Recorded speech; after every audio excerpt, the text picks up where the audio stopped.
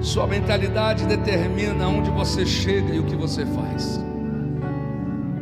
Sua mentalidade determina onde você chega e o que você faz.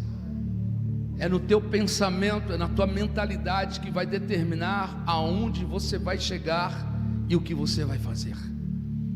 A gente tem que entender que algumas vezes Deus nos coloca em portas fechadas para que Ele possa agir.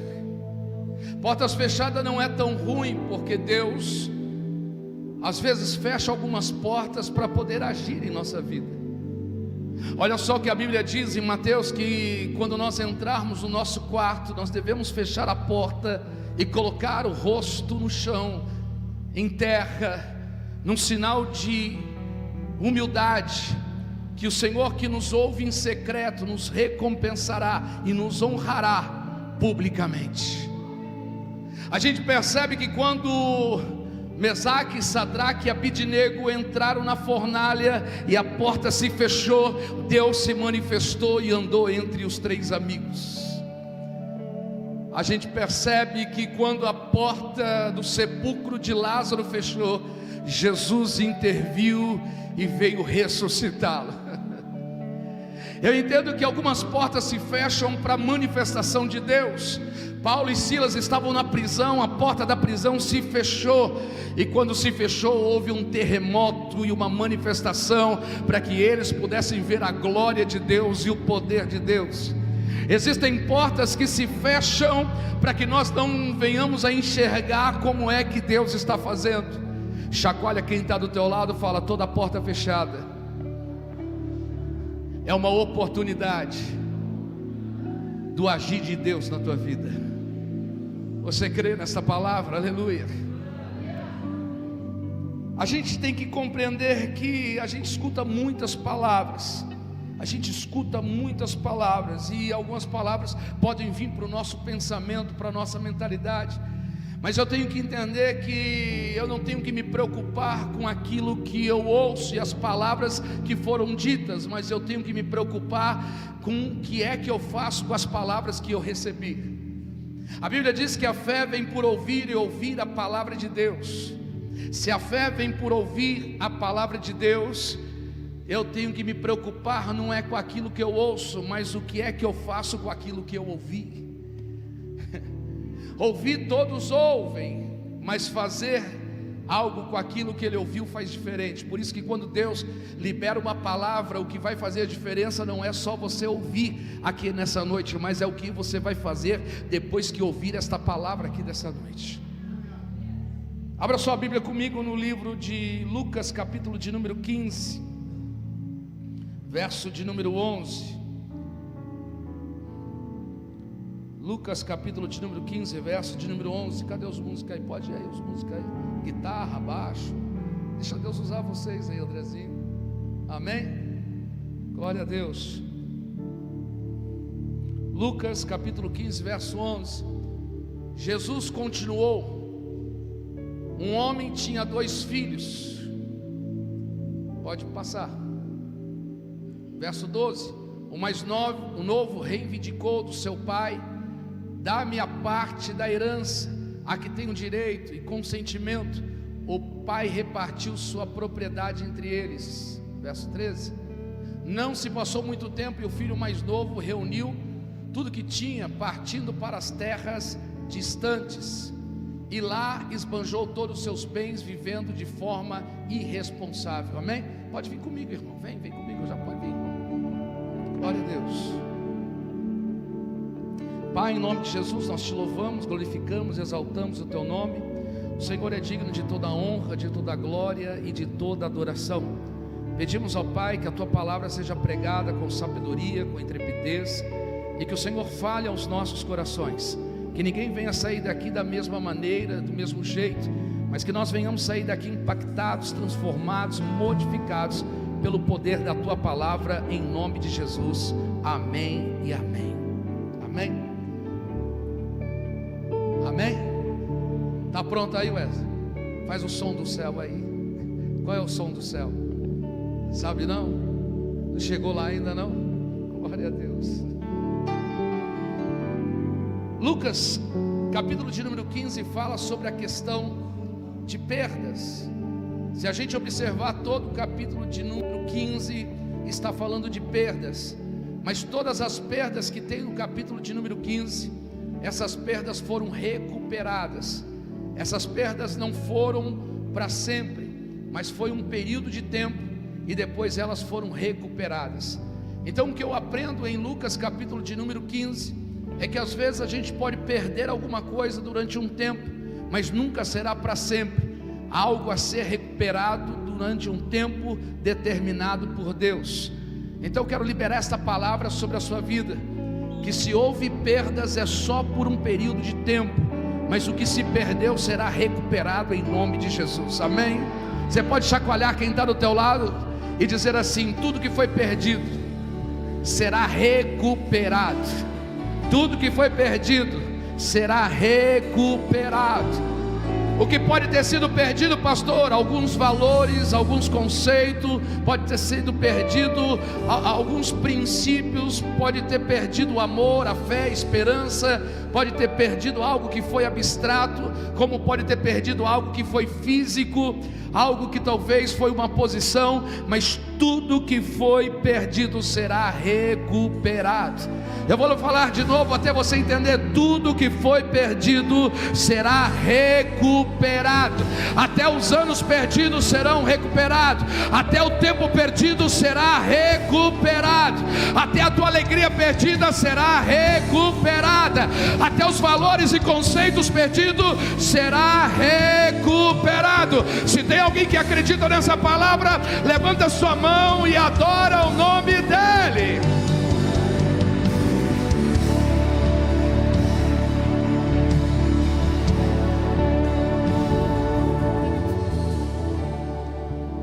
A Bíblia começa no capítulo de número 15 falando sobre uma ovelha perdida.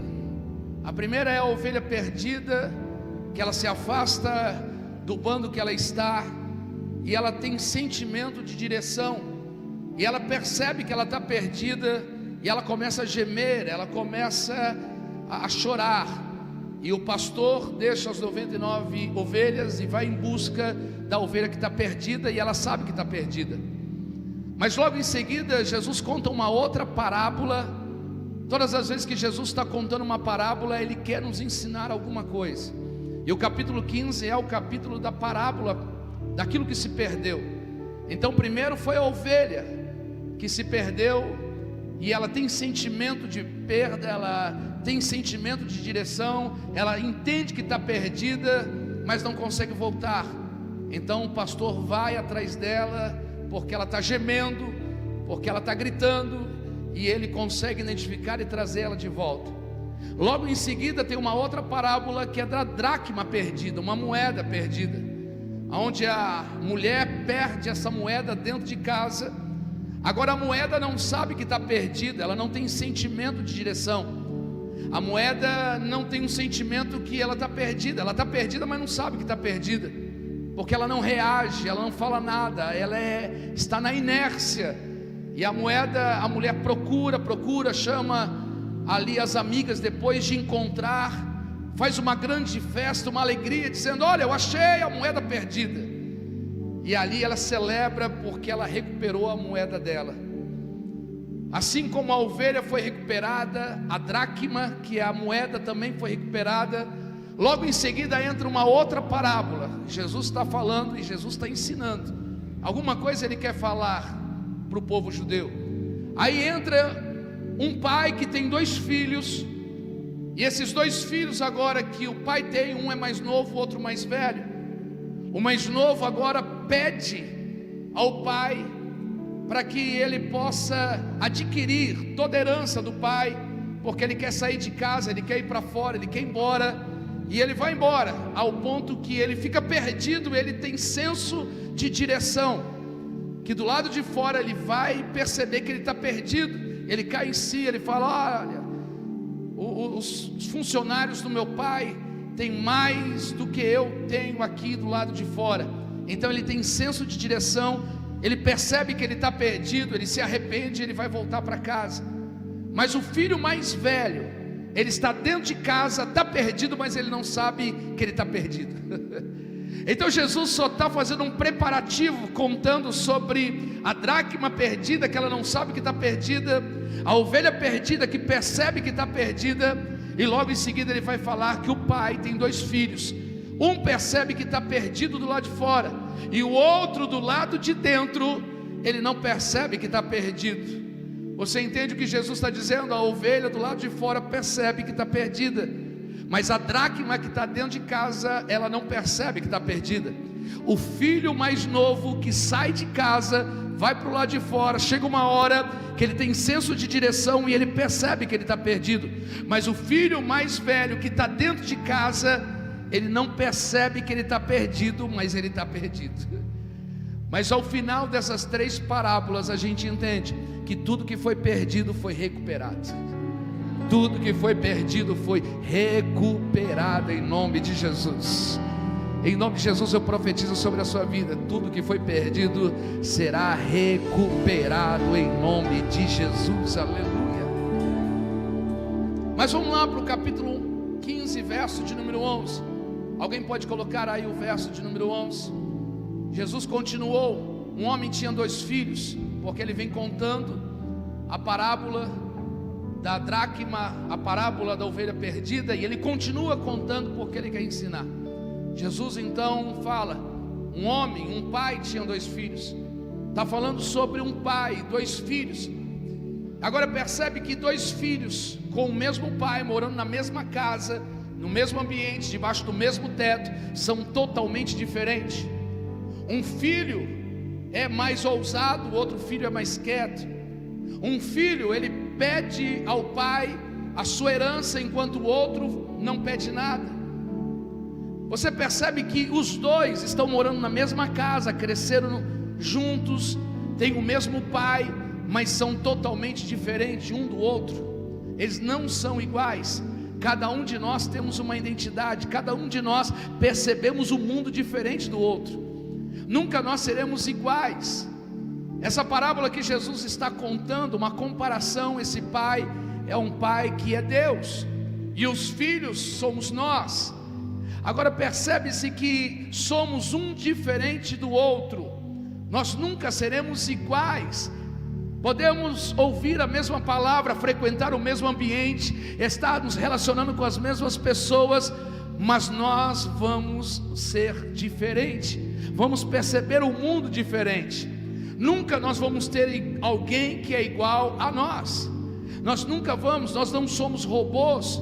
Nós somos pessoas que temos identidade, temos a nossa digital, e cada um de nós é diferente.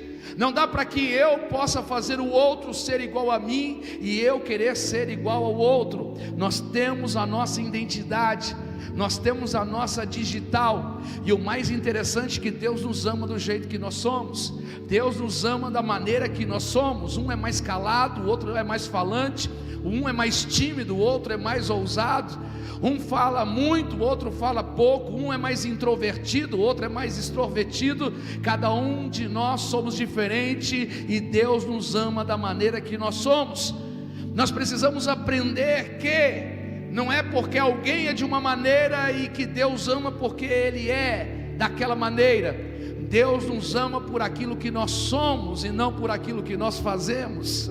Eu vou repetir: Deus nos ama por aquilo que nós somos e não por aquilo que nós fazemos. Não é a nossa forma introvertida, extrovertida, não é o nosso temperamento, não é a nossa personalidade que vai fazer Deus nos amar mais. O que vai fazer Deus nos amar é quem nós somos nele, é quem nós somos nele. Mas quando a gente percebe que esse pai tem 2 filhos, e um mais novo agora ele vai pedir a herança, e o pai, coloca lá no verso de número 12, olha só: o mais novo reivindicou do seu pai: me dá a parte da minha herança, a que tenho direito. Consentindo, o pai repartiu sua propriedade entre eles. Eu percebo que agora um é mais novo, o outro é mais velho. E o mais novo, ele quer aquilo que é direito dele. Só que ele quer ir embora de casa. Eu entendo que ele não se sente pertencente. O filho mais novo não se sente pertencente, porque ninguém que sai de um ambiente, ele sai porque está agradável, mas ele sai de um ambiente porque ele não se sente pertencente. Uma das coisas que eu e você podemos passar é se nós entrarmos em algum ambiente e nós não sentimos pertencentes a ele. É uma das piores coisas que tem, quando você não se sente pertencente àquele grupo, você não se sente pertencente àquelas pessoas, àquele ambiente que você está. A primeira coisa a fazer é: eu vou procurar a minha turma, eu vou procurar com quem eu me identifico, eu vou procurar aonde eu me sinto parte daquele espaço.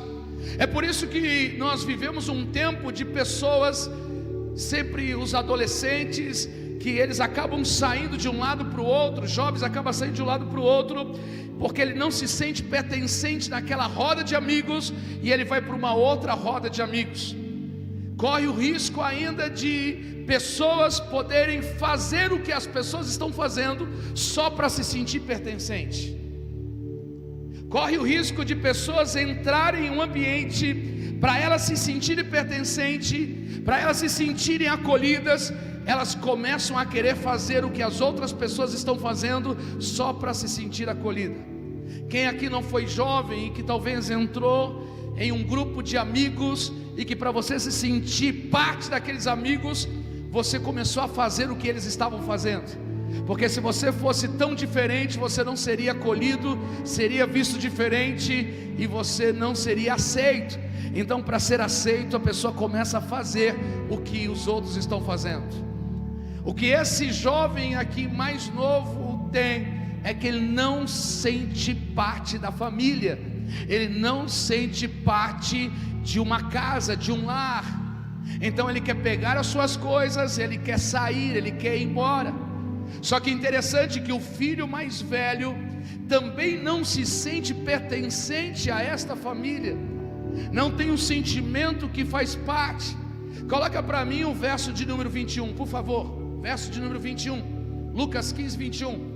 Então o filho lhe declarou: pai, pequei contra o céu e contra a terra, não sou mais digno de ser chamado teu filho. Esse é o filho mais novo que ele está dizendo: pai, eu pequei contra o céu, pequei contra a terra, eu pequei, eu não sou digno de ser chamado mais o teu filho. Ele não tinha mais sentimento de ser filho. Agora coloca o verso de número 29 para mim, por favor. Porém ele replicou ao pai: há tantos anos tenho trabalhado como um escravo para ti, sem nunca ter desobedecido a uma só ordem tua. O filho mais velho agora chega para o pai, quando o pai faz uma festa para o filho que volta, que estava perdido, ele fica irado, revoltado, e ele vai falar para o pai: pai, olha, contudo nunca me ofereceste ao menos um cabrito que pudesse festejar. Coloca um pouquinho na parte A do verso 29. Porém ele replicou ao pai: há tantos anos tenho trabalhado como um escravo. Olha como ele se coloca diante do pai: eu tenho trabalhado como escravo, eu tenho trabalhado, eu não sou teu filho. Ele não tinha o sentimento de pertencimento àquela família. E isso é uma das piores coisas que tem, quando nós estamos diante de Deus e não temos o sentimento que somos filhos de Deus. Quando nós estamos em um ambiente de glória, de adoração, e não sentimos parte daquele grupo que está adorando e celebrando ao Senhor, parece que nós estamos fora da caixinha, parece que nós estamos fora de lugar. O que faz uma pessoa, quando ela tem esse sentimento, ela ir embora. O que faz uma pessoa não caminhar mais junto e não ficar no ambiente da casa do Pai, é quando ela não tem mais esse sentimento de que ela é filho, de que ela é digna, e ela se coloca numa posição que na realidade ela não é. Deixa eu te falar uma coisa: se isso já passou pela tua mente, se isso já passou pelo teu coração, é mentira. Você é filho de Deus, você é filha de Deus, você pertence à família de Cristo, aleluia. Você pertence à família daquele que era, daquele que é e daquele que continuará sendo eternamente. Se isso já passou no teu coração, se isso já passou na tua alma, no teu sentimento, eu libero uma palavra repreendendo todo esse sentimento, todo esse pensamento, tudo isso que possa ter passado. Se você não se sente pertencente a esse lugar, eu repreendo em nome de Jesus. Você faz parte desse lugar, o Pai te ama, você não é um escravo, você não precisa ir lá fora para buscar. Se alguma coisa você percebeu que talvez você não foi acolhido, em nome de Jesus, nos perdoa, seja bem-vindo em nome de Jesus. Você faz parte dessa família de Cristo, você faz parte dessa família de Deus, você é alguém que faz parte de nós, aleluia. Chacoalha quem está do teu lado e fala assim: você faz parte desta família, você faz parte da família de Deus. Entenda uma coisa: se você tem dúvida que Deus é o teu Pai, comece a tirar essa dúvida e lançando ela fora a partir de hoje, porque Jesus veio para os seus não receberam, mas todo aquele que o recebeu, Ele deu direito de se tornar filho de Deus. Então, se você passou isso e talvez não se acha digno por alguma coisa, eu tenho uma palavra para te dizer: você é filho de Deus.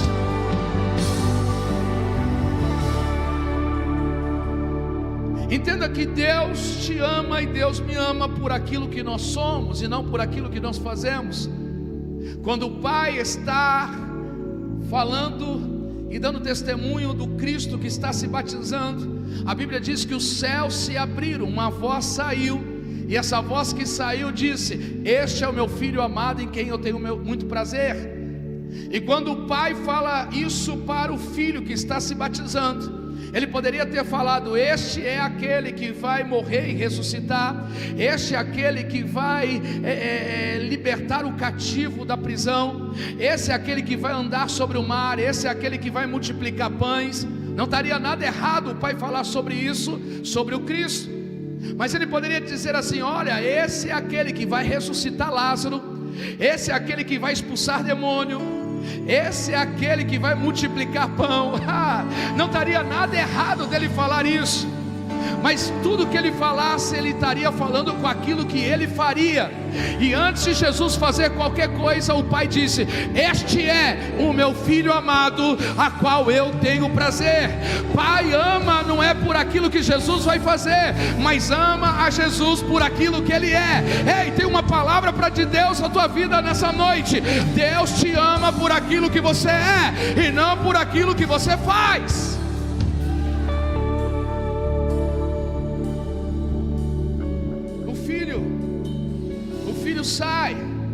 O filho sai de casa, ele quer a sua herança. O pai não questiona. Agora entenda uma coisa, coloca no verso de número 12 ainda para mim, por favor. Lucas 15, 12. O pai repartiu a sua propriedade entre eles. Preste atenção.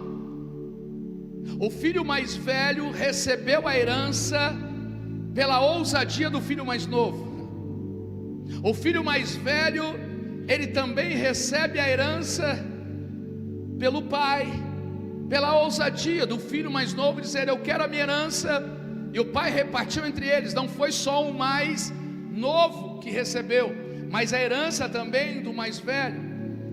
Então o filho mais velho estava com o mesmo sentimento, só que apenas um era calado e o outro era mais ousado.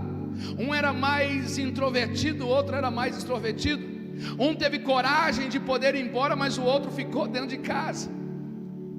Ele não aproveitava. O filho mais novo e o filho mais velho não aproveitavam e não usufruíam daquilo que havia dentro da casa. O filho mais novo, para saciar a sua vontade, ele quer ir para fora para buscar os prazeres. Ele não consegue encontrar dentro de casa o prazer e a alegria. Para saciar a sua vontade, ele vai poder ser egoísta, longe da casa do pai. Diz que ele vai morar numa terra longe, distante. Ele não quer as regras do pai, ele não quer viver os limites, ele não quer viver os conceitos, ele não quer viver os princípios. E ele vai lá para fora, ele vai para longe. E o que ele vai para longe, ele não estava preocupado com o dinheiro que ele queria do pai. É que o ambiente que ele queria ir, precisava ter dinheiro. Por quê? Porque o ambiente que ele queria ir lá fora, as pessoas só o aceitavam com aquilo que ele tinha, e não com aquilo que ele era. Por isso que ele vai pedir, porque ele poderia ter saído da casa do pai e dizer: pai, eu vou embora de casa, eu vou morar sozinho. Pai, eu não vou ficar mais dentro de casa, eu vou para fora, eu vou fazer a minha vida. Porque herança era só depois que o pai morresse, mas ele pede a herança antes que o pai morre. Então ele não estava preocupado com o dinheiro, mas ele estava preocupado que o ambiente que ele iria, as pessoas só o aceitariam por aquilo que ele tinha e não por aquilo que ele era. Faz sentido para você? Entenda uma coisa, lá do lado de fora, lá do lado de fora, as pessoas nunca vão te aceitar por aquilo que você é, mas vão te aceitar por aquilo que você tem. Elas não vão te olhar por aquilo que você é, mas vão te olhar por aquilo que você tem. Qual é o carro que você tem? Qual é o relógio que você tem? Qual é a roupa de marca que você usa? Qual é o que é que você tem? Enquanto você tem valores. Enquanto você tem, você vai ter amigos. Enquanto você tem alguma coisa, mas o dia que você não tiver mais nada para oferecer, não haverá mais amigo, não haverá mais pessoas que caminham contigo, não haverá mais pessoas que olham para você. Só há valor do lado de fora por aquilo que você tem e não por aquilo que você é. O que o filho mais novo é: eu vou carregar, porque lá fora, enquanto eu tiver, alguém está do meu lado. Em nome de Jesus, deixa eu te falar, você não precisa ir para o lado de fora, experimentar, poder querer saciar, poder querer viver sem regra, sem limite, querendo buscar os seus prazeres, porque lá fora as pessoas só vão te amar, só vão te acompanhar por aquilo que você tem. Mas na casa do pai não, você pode não ter nada, porque ele não ama por aquilo que você tem, ele te ama por aquilo que você é. Aleluia. Ele te ama por aquilo que você é. Você tem dinheiro, ele te ama. Você não tem dinheiro, ele te ama. Você tem carro, ele te ama. Você não tem carro, ele te ama. Você tem saúde, ele te ama. Não tem saúde, ele te ama. Aleluia. Você tem faculdade, ele te ama. Não tem faculdade, ele te ama do mesmo jeito. Você mora de aluguel, ele te ama. Você mora com casa própria, ele te ama da mesma maneira. Lá fora as pessoas vão andar por aquilo que você tem, e a partir do momento que você não tiver mais nada, não terá mais ninguém. Você consegue entender isso? Que a partir do momento que não tem mais nada que você tem para oferecer, ninguém mais caminhará contigo. Quem aqui já passou isso? Alguém já passou isso? Amém? Pensei que eu estava sozinho. Então não estou falando aqui com as paredes. Se você não experimentou isso, não quer experimentar, porque na hora que acaba tudo que você tem, você não tem mais ninguém, você não serve mais para nada.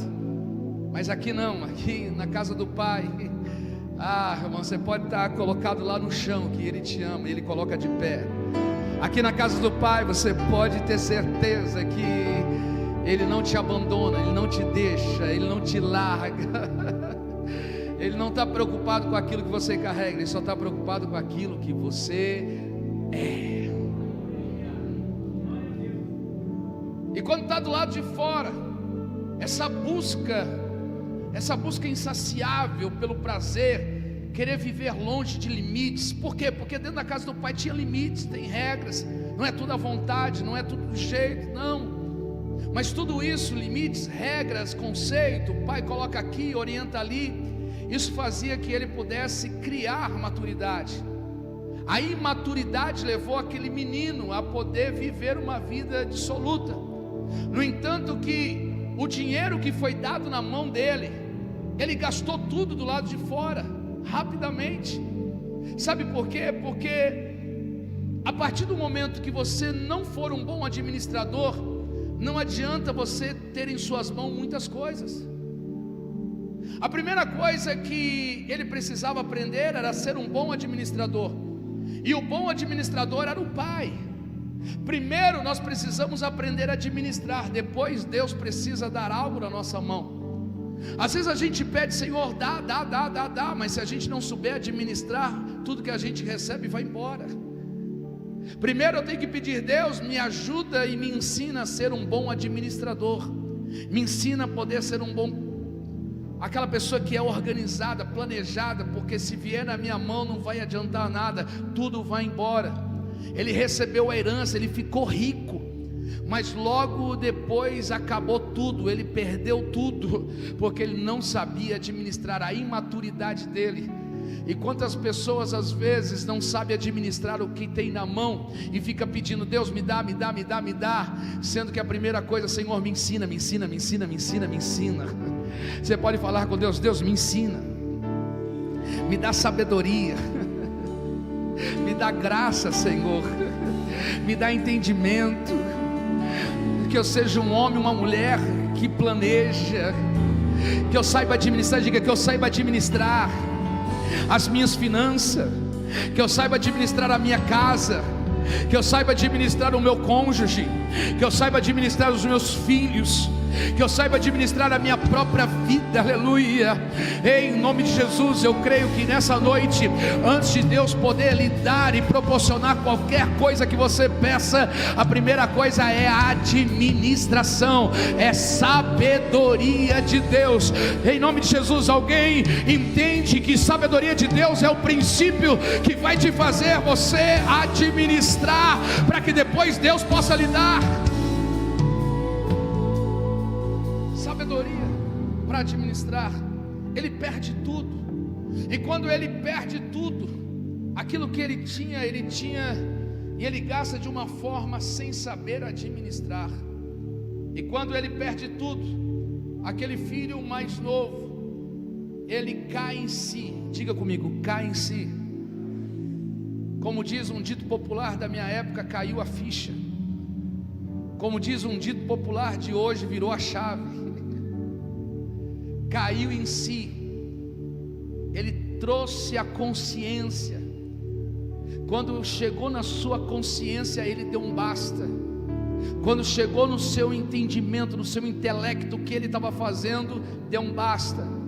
Agora ele dá um basta quando ele não tem mais nada. Ele dá um basta e cai na consciência quando ele está lá embaixo.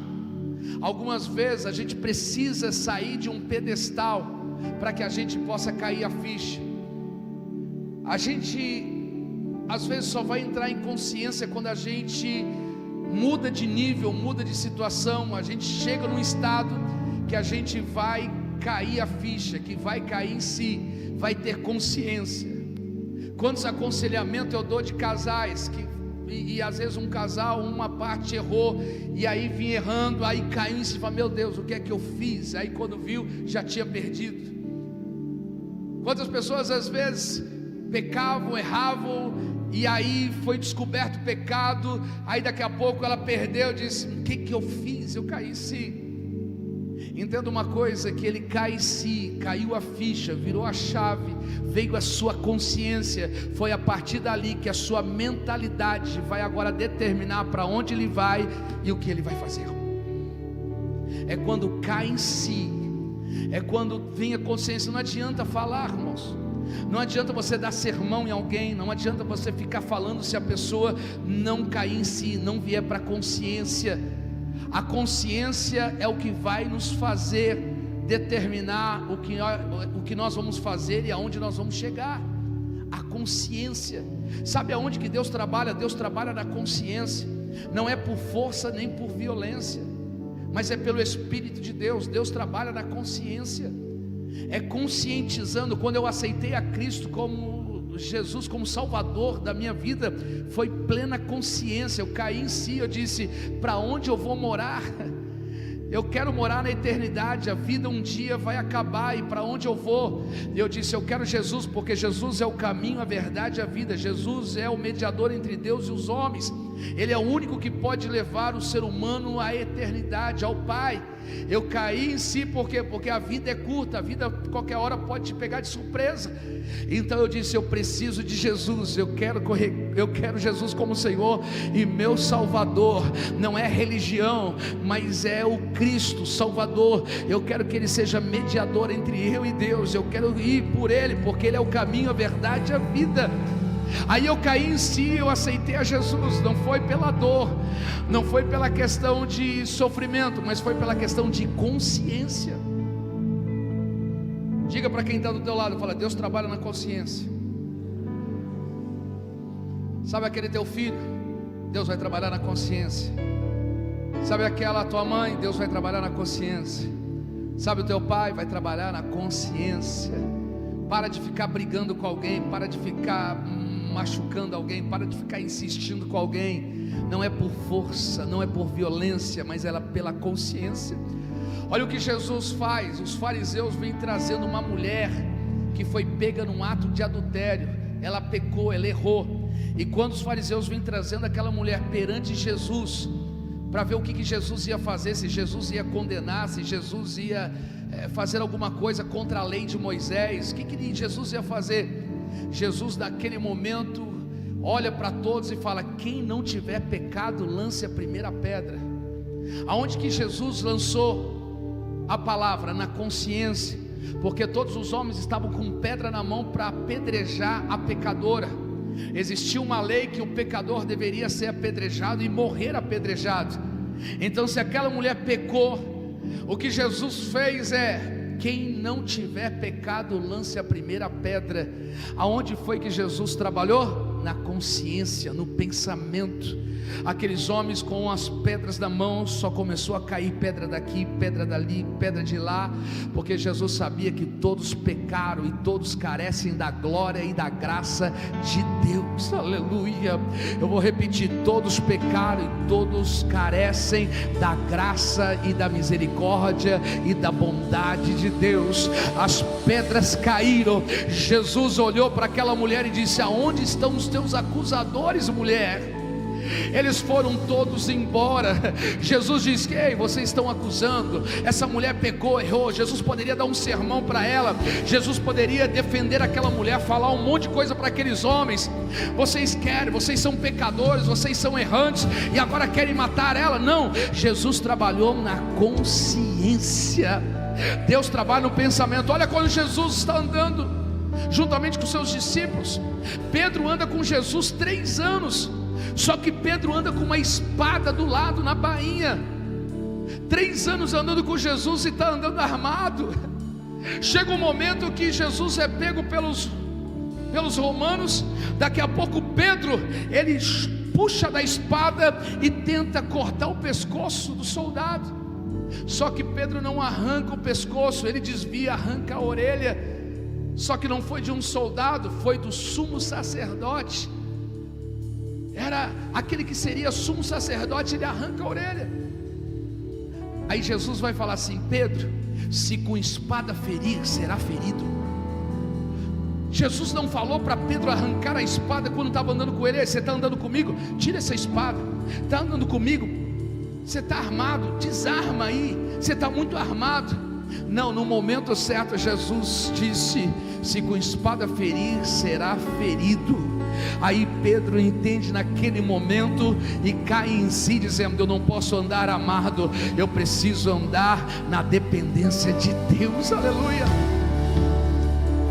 A Bíblia diz que quando Pedro, esse mesmo Pedro, quando ele nega Jesus, Jesus não fala nada para ele.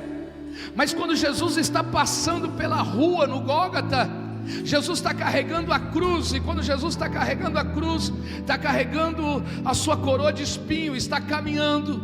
Naquele momento, quando Jesus olha para Pedro, o olhar de Jesus para Pedro faz Pedro chorar amargamente. Pedro agora também lembra das palavras de Jesus, dizendo: ei Pedro, quando o galo cantar você já me negou 3 vezes.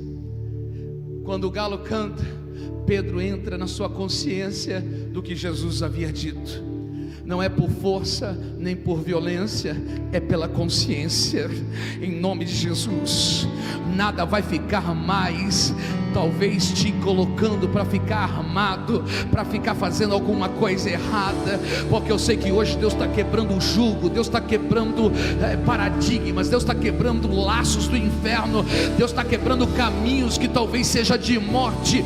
Talvez você está andando pelo caminho que você ainda não teve consciência, talvez você está falando coisa que não teve consciência, talvez alguém da tua casa, da tua família, quem sabe o teu patrão lá no ambiente de trabalho, quem sabe as pessoas que te cercam, estão te provocando, estão fazendo coisas que não tem consciência, mas hoje o meu Senhor lhe diz nessa noite: eu trarei a consciência do que estão fazendo com você, eu trarei a consciência o que estão falando de você.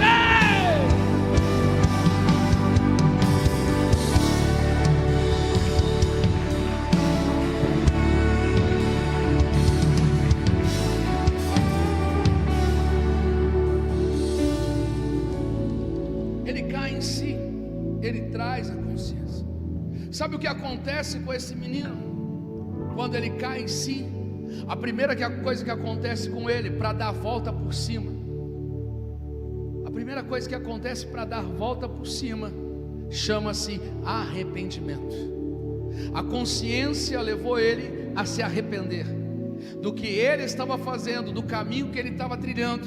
Não era um caminho a qual era saudável como ele pensava. Houve arrependimento. Diga comigo, arrependimento. Quem aqui já disse assim: se arrependimento matasse, eu estaria morto?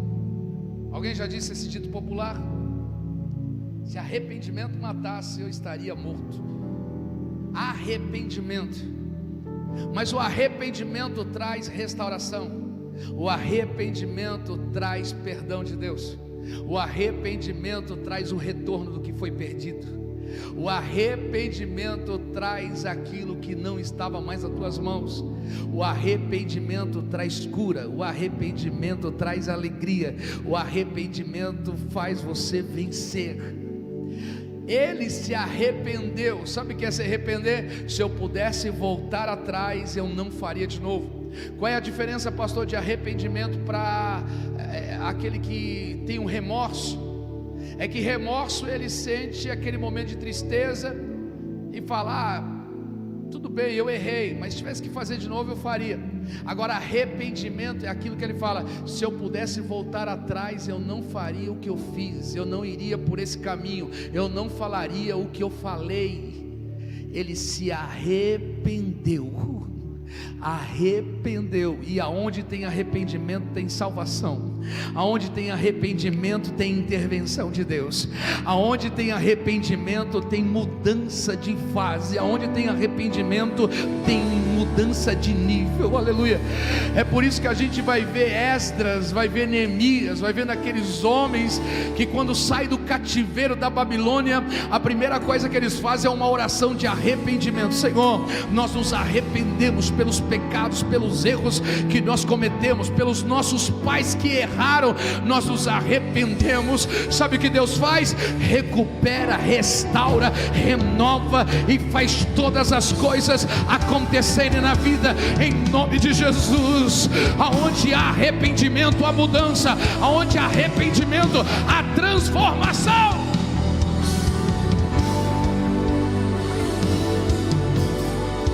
É por isso que João Batista vai dizendo: arrependei-vos, ó raça de víboras. O arrependimento nos leva, irmãos, à mudança. Às vezes arrependimento de uma palavra que você falou. Quem aqui já se arrependeu de uma palavra que já disse para alguém? Às vezes arrependimento de uma decisão que você tomou, de um carro que você comprou, às vezes de um negócio que você fez. Às vezes tem gente que se arrepende com quem casou. Quem aqui se arrepende com quem casou? Ainda bem que ninguém levantou a mão, que isso ia apanhar. Olha o pastor arrumando confusão.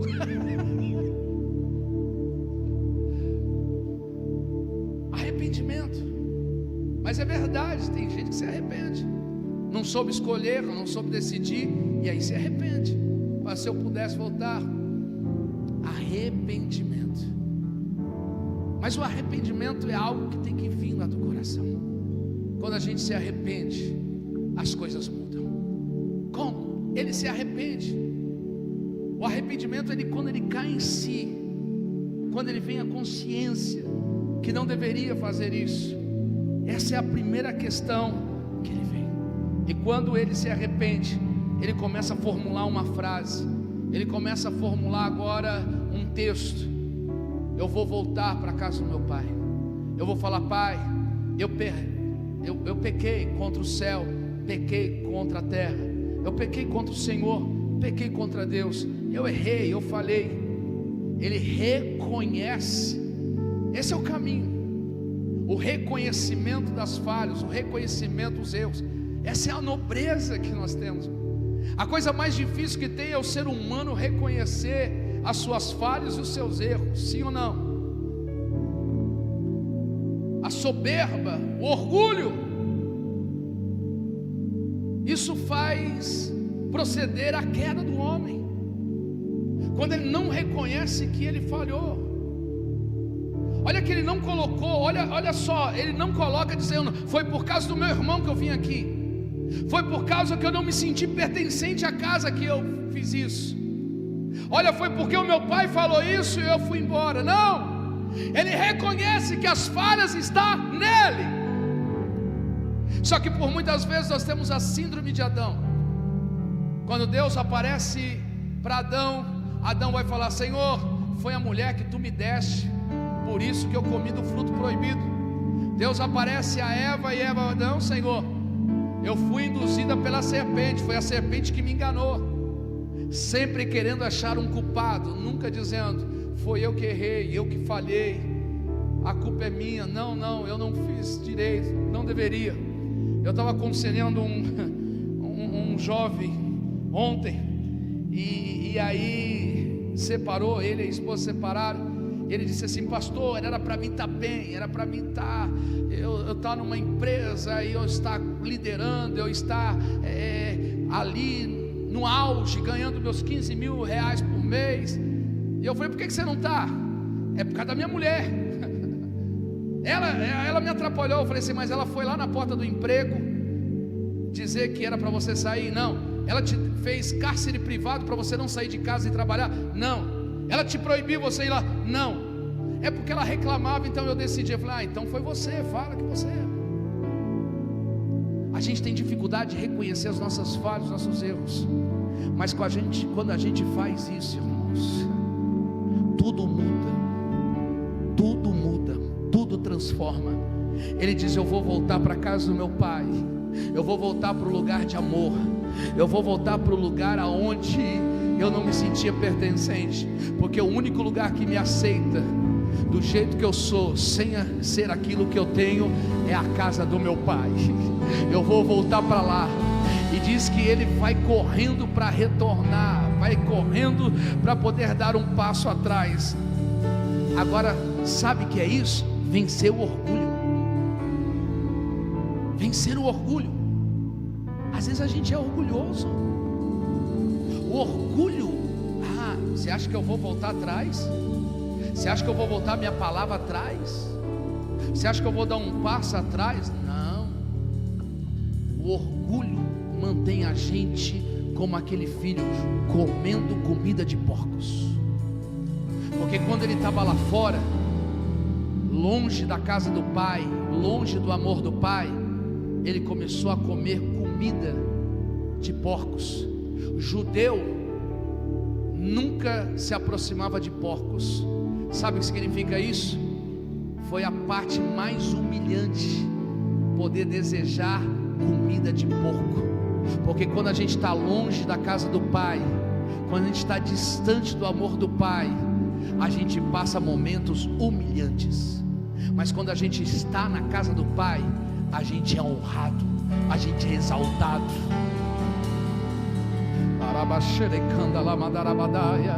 É fácil saber quando a gente está longe, quando a gente começa a ser humilhado, pisado, passa situações, mas quando a gente está perto, a gente é exaltado, a gente é honrado. Aleluia.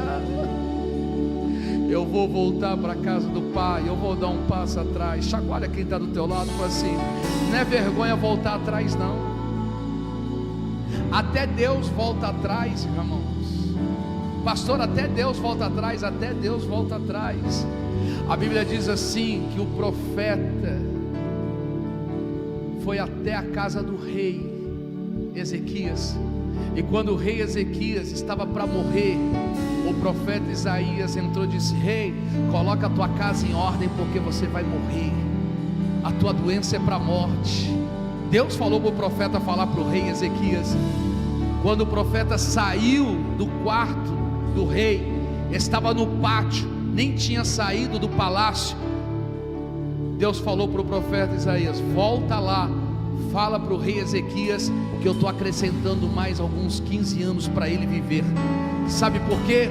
Porque o rei Ezequias virou para a parede, se arrependeu, chorou, aleluia, orou a Deus. Deus olhou e disse: o teu arrependimento vai fazer eu mudar o acréscimo de ano da tua vida. Tem alguém comigo aqui nessa noite de hoje? Arrependimento pode mudar a tua história, pode fazer você viver mais, pode fazer você viver em abundância, viver em alegria, viver muito mais além, aleluia. Tira o orgulho, quebra a soberba, seja humilde, aleluia. É algo de nobreza se arrepender e ser humilde.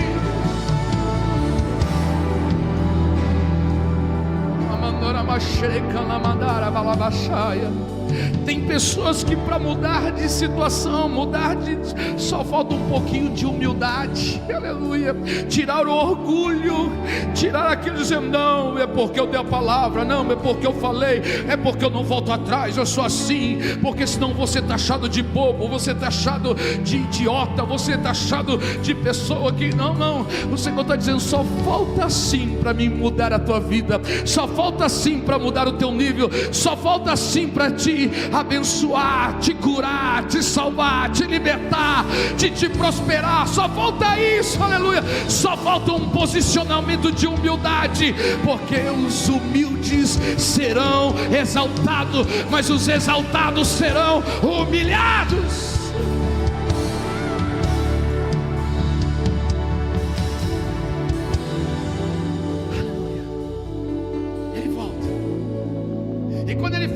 Ele volta. O pai estava na porta, esperando. O pai estava na porta esperando de braços abertos. Sabe por quê? Porque o pai nunca perdeu a esperança. Quando ele vem correndo, o pai já estava na porta. Sabe o que significa? O pai é Deus. Deus não vai estar guardado, escondido. Deus vai estar na porta para recepcionar, dizendo: vem, filho, vem para os meus braços, corre. Aqui em casa tem pão, aqui em casa tem exaltação, aqui em casa tem honra, aqui em casa tem festa. O filho vem. O pai nem questiona: por que você foi embora? Por que você fez isso? Lembra do sermão? A única coisa que o pai faz é abraçar e beijar. Sabe por quê? Porque Deus é amor.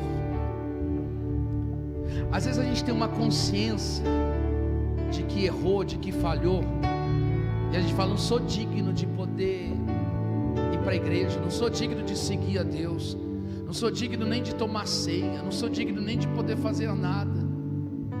A gente se autocondena, a nossa mente se autocondena, se autoculpa. Aí fica aquele sentimento de culpado, de condenação, e aí você fica se martirizando. Em nome de Jesus, se esse pensamento passou por você, eu repreendo em nome de Jesus. Se esse pensamento de culpa, de ficar se martirizando, de ficar se culpando, em nome de Jesus, eu repreendo isso da sua vida. Que nada disso te impeça de se aproximar, aleluia. Entenda uma coisa, que nenhum dos nossos erros contamina Deus, mas a santidade de Deus nos santifica quando nós nos aproximamos dele. Eu vou repetir: nenhum dos nossos erros, das nossas falhas contamina Deus, mas a santidade de Deus, quando nos toca, nós somos santificados, aleluia. Aquela mulher com fluxo de sangue, ninguém chegava perto dela, porque diziam: se alguém tocar nessa mulher, ou se essa mulher tocar alguém, se torna imundo, se torna impuro. Mas quando aquela mulher toca em Jesus, Jesus não se tornou imundo, mas a santificação e a purificação de Jesus tornou aquela mulher purificada e limpa. Aleluia, louvado seja o nome do Senhor. Nenhum daqueles que estavam leprosos, quando chegaram perto de Jesus, transmitiu lepra para Jesus, mas a santidade e a vida de Jesus transmitiu sobre aqueles leprosos vida, vida, vida, vida.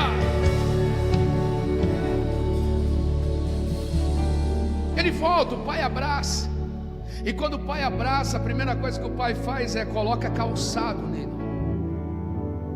Sabe por quê? Porque ele não se sentia pertencente. E quando ele chega descalço, porque quando ele chega descalço, quem anda descalço naquela época, a cultura dizia que era escravo. Filho andava de sandália, escravo andava descalço. E a primeira coisa que o pai percebe é: eu não quero que você seja alguém que possa se sentir a não ser pertencente a essa família. Você não é escravo, coloca sandália. Eu vou colocar em você alguns acessórios para que você se sinta pertencente a essa família.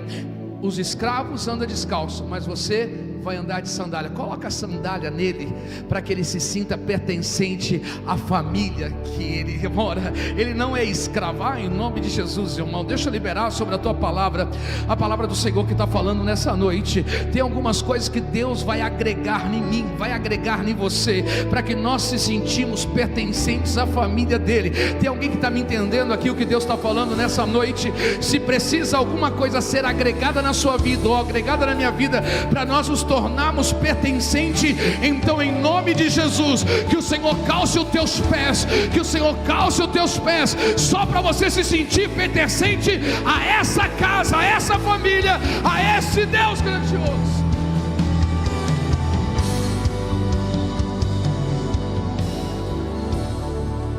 Ele coloca para se sentir pertencente, mas o pai fala assim: peraí, coloca um anel na mão dele também, porque se ele é pertencente a essa família, ele precisa voltar à autoridade dele. Anel é autoridade no dedo, anel é a aliança que tem. Aqueles do lado de fora não usa aliança, não usa anel. Então o pai diz: coloca anel, porque quem olhar para ele vai ver que é autoridade.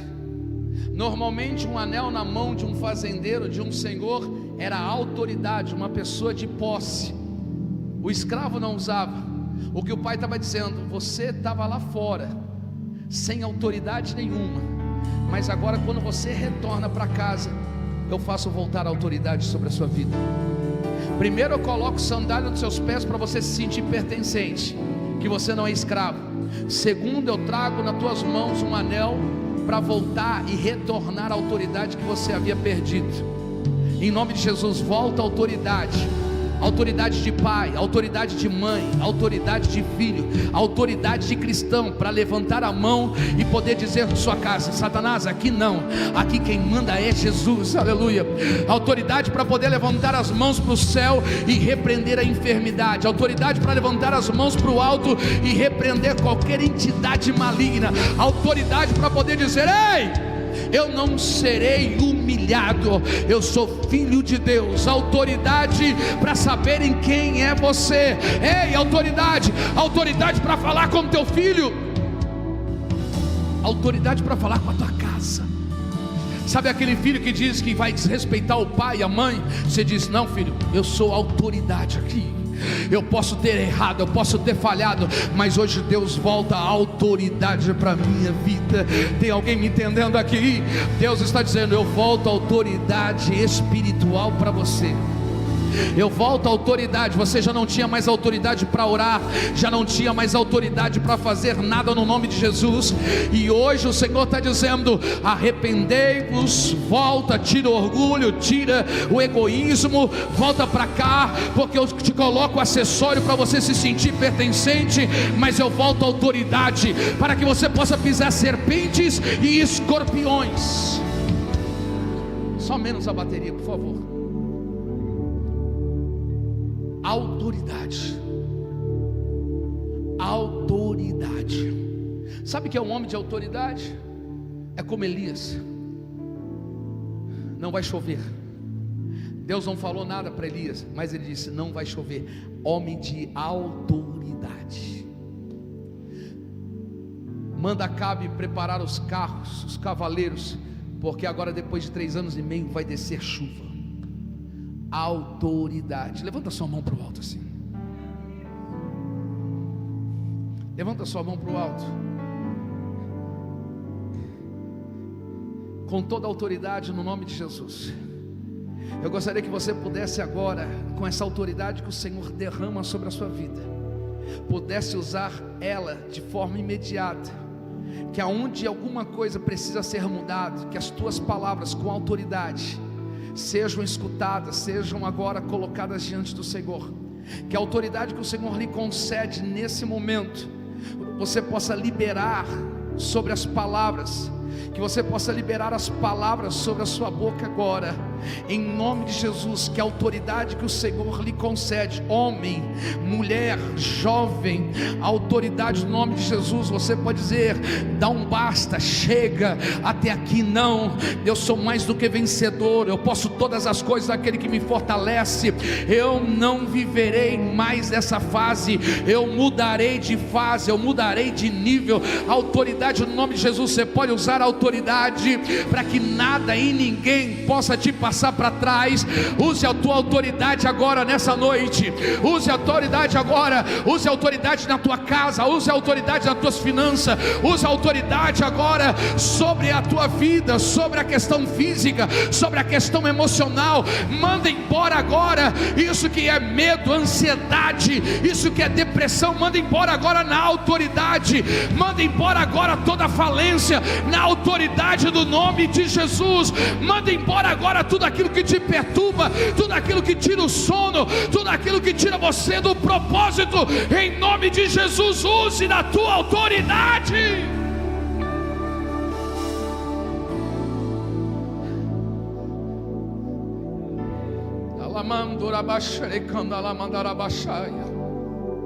Ele calça as sandálias, pertencente para ele se sentir.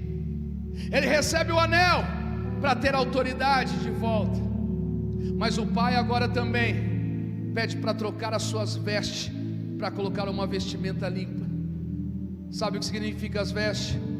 Esquece o passado, você agora vai viver o novo. Tudo aquilo que estava sujo, tudo aquilo que estava imundo, você não vai mais carregar. Eu vou tornar um novo tempo, uma nova história. O tempo sujo, o tempo de sujeira, o tempo de vestimenta é tempo velho. Agora você vai viver um novo. Troca a vestimenta dele, tira as coisas velhas e coloca uma vestimenta nova. O Senhor está dizendo: tira as coisas velhas e coloca uma vestimenta nova. Só dá para vir um novo quando o velho vai embora. Só dá para viver o novo quando a gente deixa o velho. Aleluia. Tira agora, porque é um novo tempo. O passado já não pode mais carregar. O passado talvez foi sujo. O passado que eu falo pode ser da meia hora atrás, pode ser 1 hora atrás, pode ser um dia atrás, irmãos. Eu tenho que entender que passado já passou. Desde a hora que iniciou o culto é passado. O que o Senhor está dizendo, eu não é o tempo de um dia, 1 hora, 1 mês, tudo é passado. O que o Senhor está dizendo é que agora é tempo novo, que agora é veste nova, que agora é pensamento novo. Tira isso e coloca novo. O que o Senhor manda lhe dizer é: chegou o tempo novo, chegou a hora nova, chegou o teu tempo novo. Chega de viver o passado, chega de viver coisas velhas, comece a trocar. Ei, o Senhor está dizendo: eu vou trocar coisas velhas para coisas novas. Aleluia. Eu vou trocar o teu pensamento velho para um pensamento novo. Eu vou trocar o teu coração velho pelo um coração novo. Eu vou trocar os seus argumentos velhos para uma adoração nova. Se coloque de pé.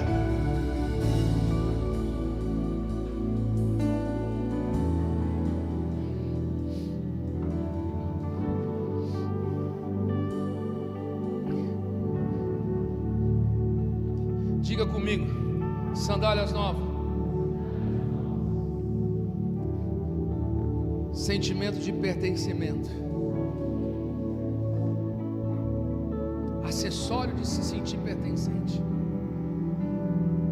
Diga comigo: anel. Retorno da autoridade. Diga comigo: veste nova. Deixar o passado para viver o novo. Mas o Pai faz mais uma coisa. Vamos celebrar e fazer uma festa. Vamos celebrar e fazer uma festa.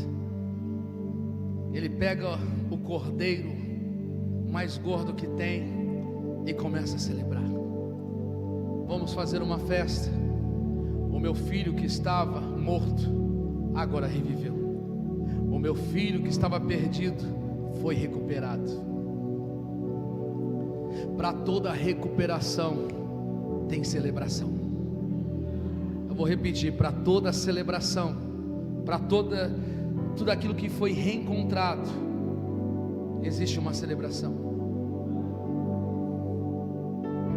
Vamos fazer uma festa. A festa começa. O filho mais velho fica sabendo, ele fica irado e ele não quer participar. É aonde ele vai falar para o pai dele no versículo de número 29: eu trabalhei que nem um escravo e o Senhor nunca me deu uma festa. O filho perdido do lado de fora e o filho do lado de dentro perdido também. A ovelha perdida do lado de fora, sentimento que ela estava perdida. O filho do lado de fora, sentimento que ele estava perdido. A dracma dentro de casa não se sentia perdida. O filho mais velho não se sentia perdido.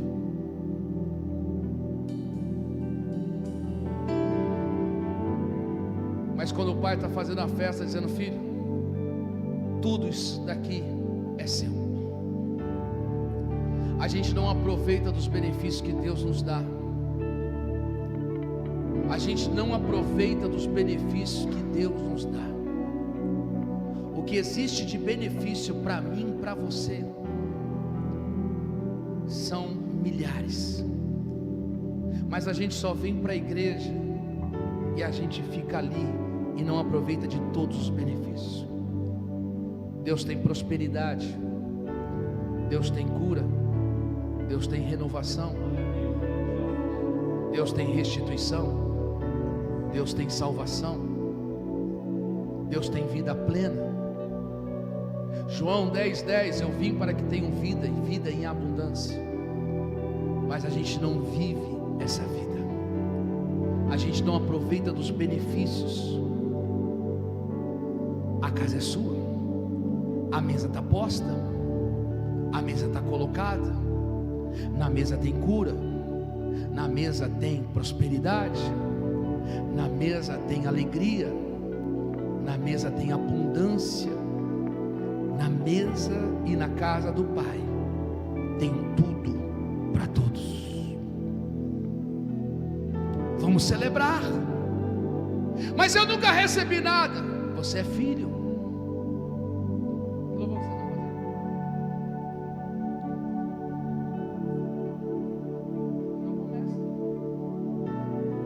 Você é filho.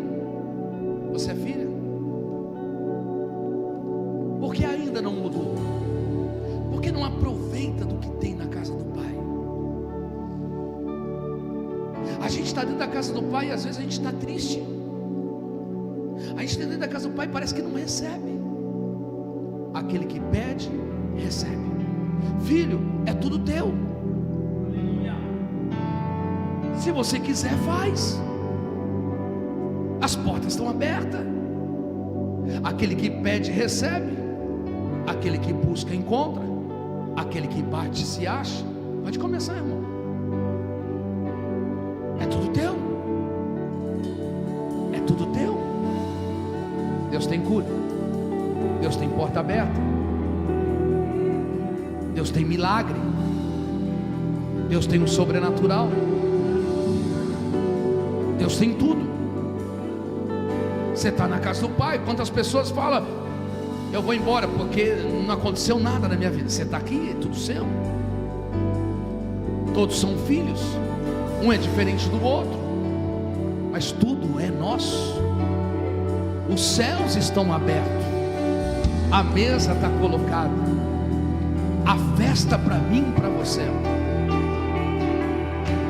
Eu não tenho paz, é só pedir paz. Eu não tenho prazer, não tenho alegria, é só pedir alegria e prazer. Meu corpo está doente, é só pedir cura.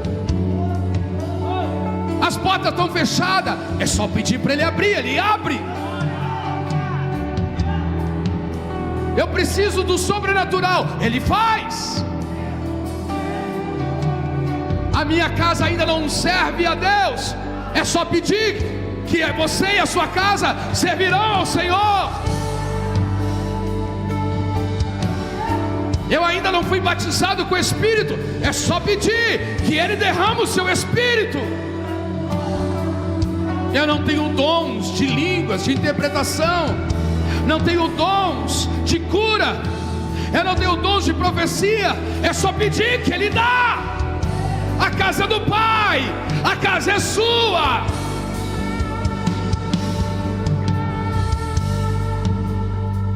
A casa é sua. Há uma festa, tudo é teu, não há limite, o limite é os céus. Não precisa buscar lá fora para saciar os seus prazeres. Na casa do Pai tem tudo. Não precisa ir lá fora para buscar alegria. Aqui tem alegria. Não precisa ir lá fora para experimentar o que o mundo dá. Na casa do Pai tem tudo. Tem tudo. Tem tudo. Tem tudo. Tem tudo. Aqui tem paz. Aqui tem amor. Aqui tem alegria. Aqui tem transformação. Aqui tem cura. Aqui tem prosperidade. Mas eu não recebi ainda. Você é filho. Algo impossível. A tua mentalidade te levará. A tua mentalidade te conduzirá aonde você vai chegar e o que você vai fazer. Você é filho. Você é filho. Mas eu errei. Mas Ele disse: se houver arrependimento, eu te perdoo. Mas eu falei, não sou digno. Não, não. Lá fora você pode não ser digno, mas aqui dentro você é digno. Aqui dentro eu te abraço. Aqui dentro eu te proporciono o meu amor, a minha bondade, a minha misericórdia, a minha longanimidade. Aqui dentro você experimenta a minha graça. Aqui dentro você experimenta o meu perdão. Aqui dentro é diferente. Não está lá fora. Não está lá fora. É aqui dentro. Vamos, irmão, canta aí, irmão. Toca aí, canta, vamos lá.